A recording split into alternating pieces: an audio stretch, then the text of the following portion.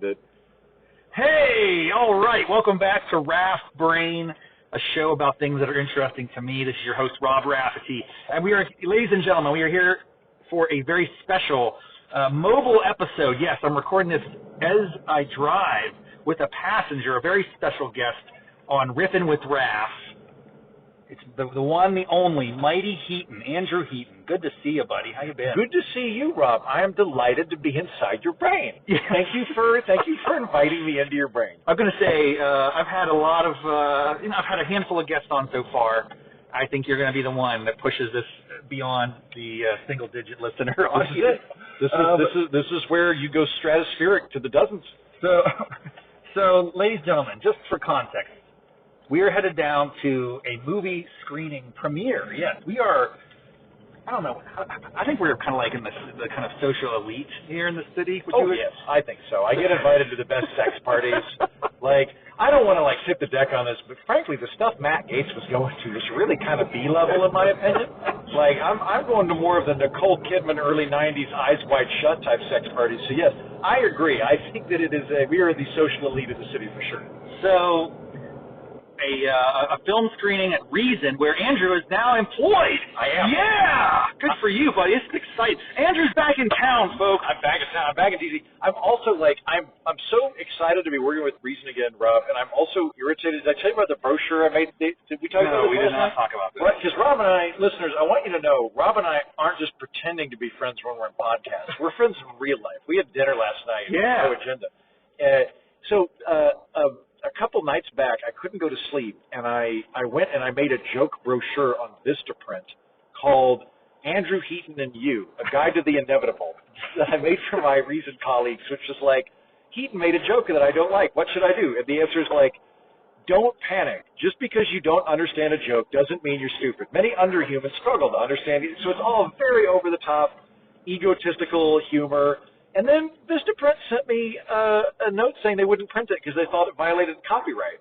And I was like, this is a very harmless inter-office jape, Vistaprint.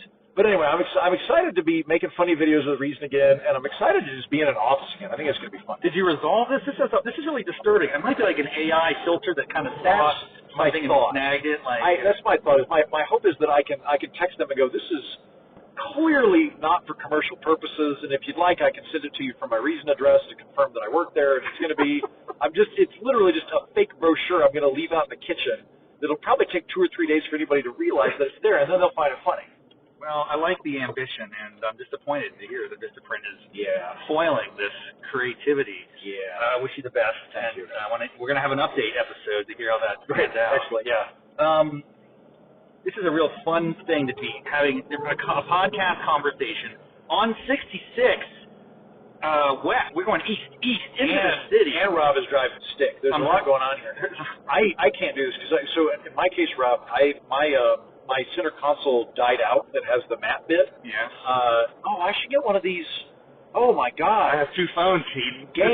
Rob has a mount for his phone so that he can actually see the phone. Why have I not done that? It's been that way for 6 weeks for me, and I have to put it on audio and hold it up to my ear. Oh, boy. And then I try to do just regular phone conversations, and I'm having Siri scream at me. So you're doing a great job navigating. We haven't died once. It is, I like the setup. I have to be very honest, though. I've had 2 phones now since I, took this job back in 2017. I have a work phone, and I have my personal phone, and initially you get that third phone. You don't like calling the Matt phone, the burner phone, the Matt Gaetz. Occasionally I get to use both of them. So right now I'm recording the podcast via the really lousy Bluetooth audio. So just to give you a heads up, when you listen to this, if you ever listen to this conversation, Andrew, it's going to sound like we're kind of recording it underwater. You know what? I can clean that up for you. There's a thing called Adobe Enhance that I now use pretty regularly. My editor, Eric, I think, uses it a bit all the time, where the AI technology has gotten so good that what used to happen when you were using Adobe Premiere or Adobe Audition is that you'd have like you'd have the road noise or something, and you could isolate it and then remove it and clean it up. What the AI version does is that and it'll listen to your voice and go, got it, and then it'll just replicate your voice when there's a problem in the audio. Like it'll create a robot duplicate of your voice to smack into bad audio, and it really does a fantastic job. So, ladies and gentlemen, clearly, Andrew is a pro at this. He's been podcasting probably for 7 or 8 years at this point, maybe 10. Something like that. I mean, he's got how many? He had like 3 or 4 under your belt. Yeah. The most, I would say, in my perspective as a fan and supporter and loyal listener, we have the Political Orphanage. Is that what it's called? Yeah, that's the name of the show, the Political Orphanage. I'm concentrating on driving. I'm trying me too. Am I screwing this up? No, you're good. The Political Orphanage. That's like, to me, the one that is, I think, like of all your. That's the big one. That's the one that brand. All of the other ones are kind of side projects to that. You got to check this out, folks. In case you have not listened, although I bet there's a pretty significant overlap between my like 3 or 4 listeners and your audience. I bet at least one of these folks has already subscribed to your stuff. But for the others who haven't, check it out. Dude, I got to tell you something. You have really the show's taken off. You know what? It was the Colonel West episode that really proved to me that you are really a legit interviewer at this point. How do you get these guys? I'm delighted that Cornel West is the one that pushed me over the edge into legitimacy. Andrew Sullivan was good. That was kind of a love bet. He just must have enjoyed having someone lavish praise on him for like half an hour. He did, and also he felt bad because I was scheduled to interview Andrew Sullivan, and got on my laptop. I was in New York at the time. Got on my laptop and like waited for him, and he wasn't there. And I emailed his people and was like, hey, like they're like, oh, I don't know what the problem is. You can text him. And I texted him, hey, Mr. Sullivan, it's Andrew Heaton. We were supposed to talk at like 3 o'clock. I just want to make sure everything's okay. And like in all caps, he wrote back, "Fuck, I'm on the beach," or something like that. And he was genuinely apologetic. Was like, "Well, we'll work out a time tomorrow. I'm so sorry." And I think well, that's great. You're lucky, man. Yeah, and I think he kind of came into it was like, "I got to be nice to this guy." Right. I wish I'd followed that up. I texted him again when I was working on getting my book published, and he didn't respond, which I totally get because he doesn't know me that well. Sure. But what I wish I'd done is just texted him like, "Great article this week, Andrew," or something, so that I could have facilitated a friendship. But maybe that boat has sailed. But he was a good chat. The point I'm making is you get legitimate, like A-list political pundits, politicians, candidates. You had the Libertarian candidate. You've had a series of really impressive guests. Dave Barry was on. George Will. I've had a couple Nobel laureates now. They're easy. Duranis Moglu. They're just begging for opportunities. I've had Duranis Moglu. I've had a couple of Pulitzer Prize winners on the program now. So this is a good show, folks, and it's not, it's not anything other than civil conversation and learning and discourse and like kind of like lacking in society. Can I make my pitch to your listeners? I'd love to hear it. Yeah. So, gang, Lord Uncle Heaton here. I host the Political Orphanage, so called because I do not fit neatly into either major political party, and I don't feel really at home in our current political environment or landscape. And I'm quite tired of the Republican versus Democrat existential rock'em sock'em robots battle. I don't want to participate in it. I'd rather understand how the world works and how to make it better. And I feel that there are a lot of people that are in that same camp where they too feel like political orphans in this moment in time and want to just kind of know the deeper stuff of what's going on in hopefully a pithy and glib manner. So if that sounds like you, I invite you to find a home at the Political Orphanage. It's like a middle-aged male Annie. Yes, exactly. Exactly. You know what? You started saying middle-aged, and I was like, "Fuck you, Rob." And then middle-aged male Annie, and I'm like, "Yeah, you know what? I'm going to make that my email signature. I like that." Speaking of which, and this is just free flow. My show is very much stream of consciousness. One thing leads to the next. Annie, a classic musical. Coincidentally, dude, you guys got to listen to this. Andrew published a feature-length musical about the 2024 election. Yeah. It was outstanding, and not only did this have all sorts of I thought the score was pretty impressive. Yeah. It had callbacks and refrains. You have this constant melody that kind of goes throughout. It was very impressive. I think I go this way. Yes. Yeah. Okay. I'm looking at this map on my phone. It's making sure I'm going the right direction here, but we'll be okay no matter what. I'm going to go down this way. Am I going to take a left? We're going to figure it out. This is one thing I don't like about going down to Reason. It's not very accessible from Northern Virginia. No. There's not a metro. I mean, you got DuPont there, but it's a red line. Because the whole city was designed to thwart invading British troops. We're literally going through a system designed to stop us. So, sorry for that little non-segue, but your musical is amazing. So, the best part to me, though, other than the actual product, which is fun to listen to, and everyone might have their own little favorite riff. I like the JFK piece. Am I going left there? Right. Yes, I am. Oops, look out. See, I always miss the last turn. You've already beaten me. I always never make it at that hairpin turn. The coolest part that, to me, as a content creator, was that you have an entire how I did it, how I made it. Almost like reads like a how-to manual for anyone else wants to replicate it. So I'll tip the deck on this. I used AI to make the musical. Looks. Oh, it's okay. I can still go left though. Yeah, I used AI to make the musical, and a lot of people poo-poo that. I found it to be a really wonderful experience. I love show tunes. I've had 7 of my birthdays at a show tunes bar called Marie's Crisis in New York City. So I love Broadway musicals. It's in my blood. I love singing them. I can really sing "You'll Be Back" from Hamilton quite well. Wow. Thank you. That's one of my go-tos when I do karaoke. And so I wanted to participate in it, and AI enabled me to do that, and it enabled me to make something. And I look at there's a lot of issues with AI that people should be circumspect about. I don't disagree, but I think overall it's going to be a really neat opportunity for people to be creative that currently aren't. And I like that. I like the idea of folks that want to play around. Like I'd never written songs before, and it didn't come up with a melody. I'll admit that, but I wrote I wrote the lyrics myself, and I came up with the concepts and everything. It was kind of like Gilbert and Sullivan, where Sullivan's a robot, and I did that. And I would love for people that to listen to that episode and go, oh, cool. You know what? I could make a song for my mom's birthday. I think she'd really enjoy that. She'd get a kick out of it. Or like if your grandma's around, that's gonna be magic to her. Yeah. That you're able to make a thing for her birthday. So I wanted to kind of do that. Then the other reason I wanted to do to kind of explain to people how I did it is I don't know where I'm going. I'm a believer that this is fun, ladies and gentlemen. I think Andrew is like terrified. Oh yeah. Wow. I always knew I would die making a podcast with Rob Raffety. I just don't know when it's going to happen. I think I took the wrong ramp. It's okay. I do this. It's okay. All, this happens routinely. all the time. And you could just be like, listen, I felt we hadn't concluded the conversation adequately, so wanted to take an extra loop around Maryland and see the beautiful skyline of downtown Arlington, Virginia. Yeah, that's right. Yeah, see the Deloitte building, the iconic Deloitte building. So like a good friend of mine, Brian Brushwood, I mentioned to you last night. I think you get along very well with him. Yes. I come from a stand-up comedy background.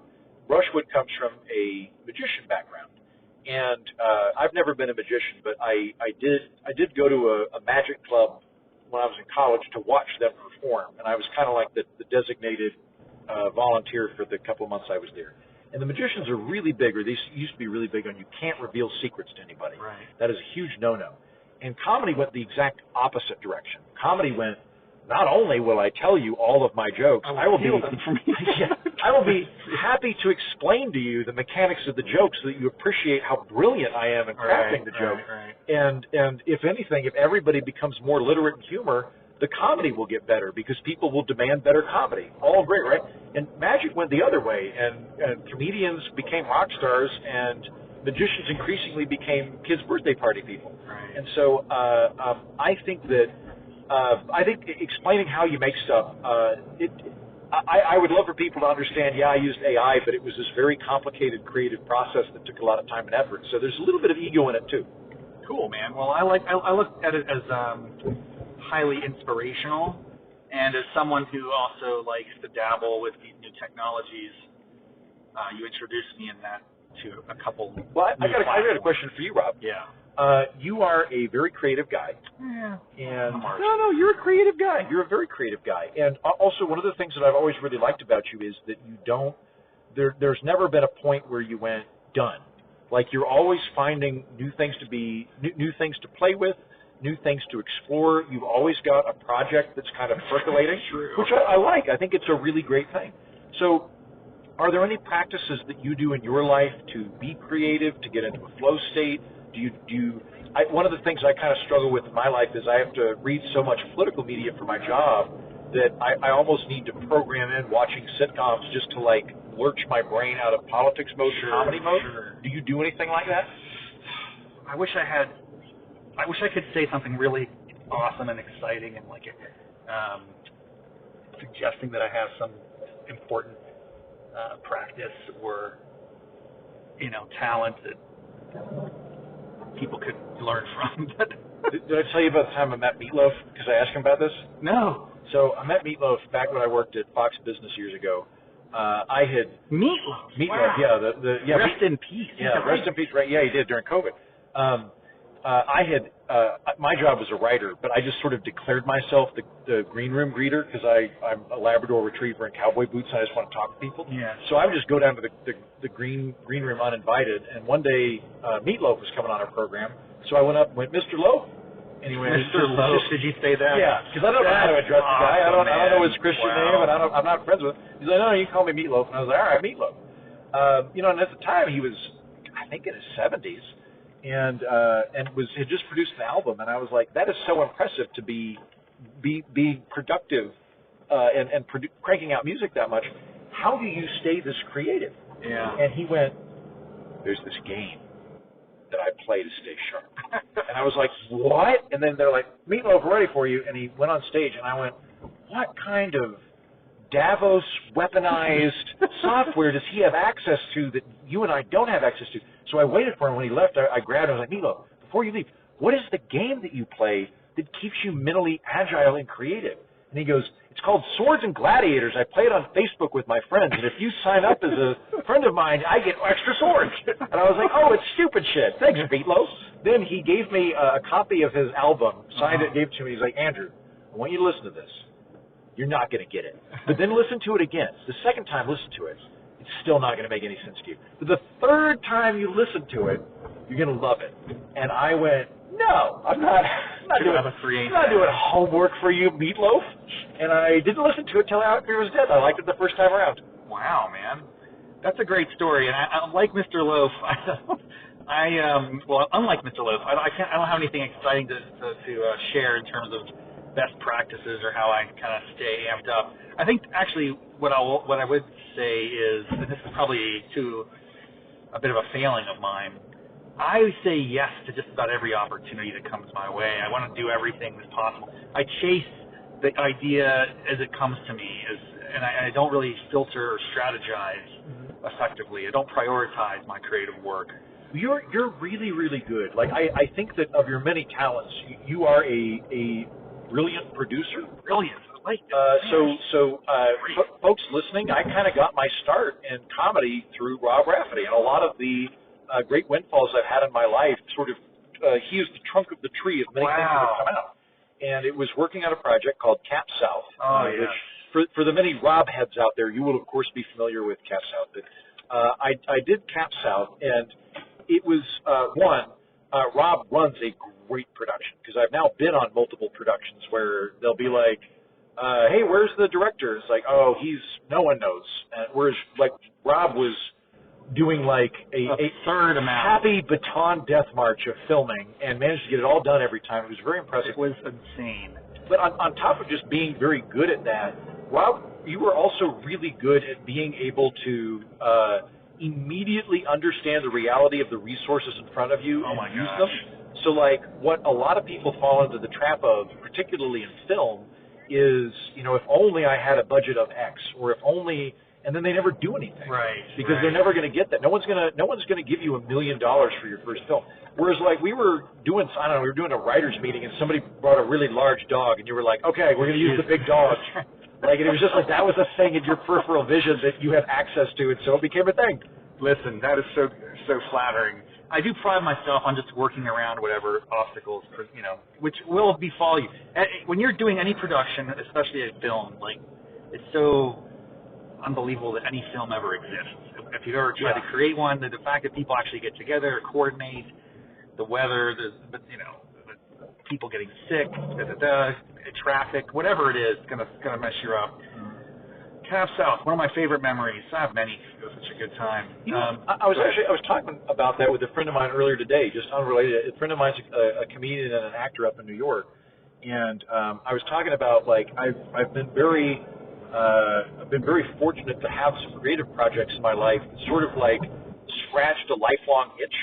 So when I was in New York, I was on a sketch team for 3 seasons, and we would do a monthly sketch show, and the writers would come and write stuff, and I was one of the performers, and we would do practices, and we would put it on, and we get to do the curtain bow and everything, and it was at this point, not real likely I'm going to be on Saturday Night Live, but it was a kind of nice facsimile of that, I haven't quantitatively done Saturday Night Live, but that's 100, but I've qualitatively done it. I've been in the same type of thing. And same with Cap South. That was this really cool sitcom experience that I got to be a writer and an actor in. It was a really neat part of my life. And at the very tail end, so it was 11 or 12 episodes long, a bit of a story arc that kind of held it all together, lots of little ancillary, little short clips and things. It was a lot of fun putting that all together. But I loved our last episode, which was it was shot at happy hour down on Capitol Hill. We just basically used the second floor of a bar and invited friends and fans of the show to come out and be extras. And we knew we didn't have much time to mess around, so we just did a really lengthy tracking shot for about 3 minutes, and that was basically the final episode. But on the way out of that, I remember we went back to the Metro, and we were walking, and these 2 ladies walked, "Hey, you're the guy from Cap South." I was like, whoa. It was not me, it was you. They recognized because you were the lead. I was like, it kind of got me excited, the idea that I'd created something other people were paying attention to. Yeah. For a brief moment in time. It was, it was fun for what it was. One of my favorite memories, though, was, and it relates to this notion your compliments of working around challenges, troubleshooting on set and everything. We were down to shoot a scene that was supposed to take place in the tidal basin. And I was so excited about this scene, Andrew, because it was going to be great. It was going to be you and the lobbyist character played by our friend Chuck Schwam. And you were going to be, having a secret conversation. The reveal would be a big pullout that you're having this in a paddle boat in the tidal basin. So I had it all in my mind, perfectly edited, ready to go. It's going to be great. And the reveal is the punchline, in a sense. They're in the middle of this tidal basin. We get down there. It's a little windy, and the paddle boats are closed. I was like, what? How is this possible? Now, has that guy got a green light? Yeah, I think he does. I have to be careful. Yeah. And I'm in the side swipe position. You're in the jet seat, brother. Have you seen that movie with Kurt Russell where he drives people with what's it called? It's like a Quentin Tarantino movie. Anyway, I don't play that game. All right, we're good. We're now in the circles, dude. This is really fascinating. Am I going this way? I think so. Anyway, my 2 memories of this. First, I was very upset. Oh, I can't believe it. We can't shoot this scene. What are we going to do? We're going to come back next week? No, it's just getting people's schedules organized to do something like this was next to impossible. So we had to push through and find another location. I initially tried to bribe the guy at the gate, like, hey, here's $20. Can you let us go? I didn't know that. He just scoffed at me. I was like, speak to Jackson. Is Jackson on $20 bill? Is that right? Yeah. Okay. Yeah. Wait, okay. I'm really bad at bribing. Oh, it's such a fun. I can't do it. As Americans, we just don't learn the skill set. So, I've bribed before. When I went to Egypt, I was there right before the Arab Spring, and it's, from what I can tell, a tourism and bribe-based economy. So just kind of everywhere, you're like, I'd like to see the mummy. Here you go, and you get really used to it. But then I was Maurice Crisis, this place that I mentioned earlier, the Showtunes Bar. They've got a long line, and I know as a veteran of this location, if it's a Friday, don't go in there after 8 because you're going to stand outside for an hour. So I got there early enough, but there was this gal that I wanted to meet up with, and she did show up after 8. So she's standing in line, and it's going to take her an hour to get in, and I'm afraid that I'm not enough of a draw, and that she's going to take off. And so I go to the coat check at the front that's managing all of this, and I don't know why, I just become very British all of a sudden. Go, hello, have you ever accepted a bribe before? And she's like, what? And I went, I'm going to hand you a $20 bill, and you're going to let that redhead in. And she was like, this is weird. I'm just going to let the redhead in, keep the money. I don't know if I'm comfortable with this. So I was like, Great, even better. I'm probably where I keep the money. Am I allowed to turn left here? I see a do not turn left, but I can't read the times. 7 to 4 to 3:30. 6:30? Monday, Yeah, we're good. I think I'm allowed. Yeah, 7 to 9:30 a.m. and 4 to 6:30 p.m. And it is now 6:30. I'm just on time. You're probably the inaugural left turn this evening. Is this guy going to go through this slate? No. Okay. It's always little. Wait, so what happened in our story here? Okay, so we had to scout the area. Travis Edwards, our cinematographer, who's the only reason anything I ever created ever happened. This guy's a freaking miracle worker. Yeah, Travis is great. He's incredible. We spotted at the other end of the mall the amusement park. What's that thing called? The merry-go-rounds. And we're like, maybe we could put you guys on the merry-go-round and we'll just shoot something there. And then we were walking there. Well, how's the dialogue going to change? Well, we'll just figure it out. It's just like absurdity. But then it turns out to me, I think, being one of the best sort of mashup shots in the show, because it was all going to just take place in the tidal basin initially. But we ended up going to there. We went to the Jazz Garden, and we went somewhere else. And you guys were like licking popsicles, and it was just. It ended up being a lot of fun and very silly, and probably a much stronger scene because of the inability to access where we wanted to initially go. A good learning lesson too, because I've now shot a bunch of sketch comedy, and it never goes 100% as you thought it was going to. There's always something that goes. I think wrong. We're close to being where we need to be. Yeah. You'll turn down here. Turn down this way? Yeah.